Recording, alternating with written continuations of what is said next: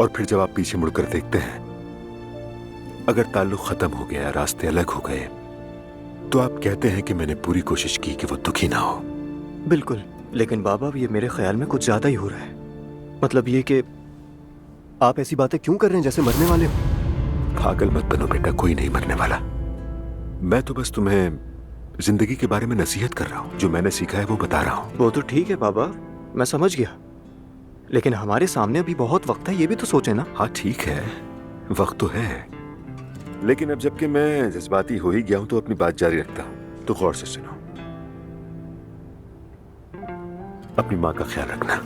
यार बाबा, आप ऐसी बातें क्यों कर रहे हैं?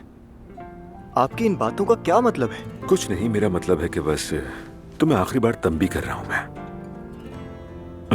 जो भी हो, लेकिन मैं तो अपनी माँ को किसी का मोहताज ना होने देना।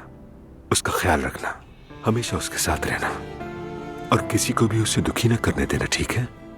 क्योंकि माएँ बहुत कीमती होती हैं, बहुत खास, और कभी कोई उनकी जगह नहीं ले सकता बेटा, कभी नहीं। तो फिर मैं भी अपनी वसीयत सुना देता हूँ। अरे बस करो। मतलब आप कहें तो ठीक, मैं कहूँ तो गलत। बस खत्म, मेरी बात मुकम्मल हो गई। अब तुम्हारी कोई बारी नहीं।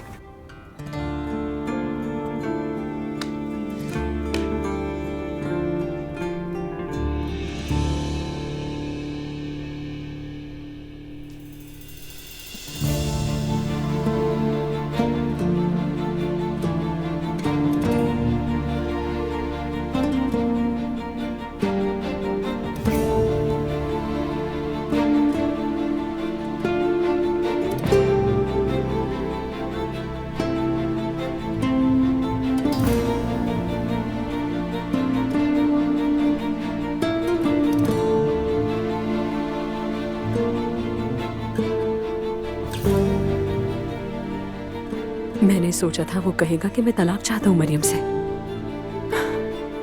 लेकिन उसने ऐसा नहीं कहा।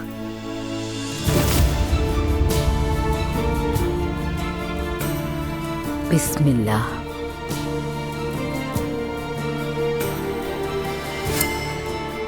हाँ, फिर तो खुद जानता है कि किसके हाथों कटना है। मैंने एक ही बार में काट दिया।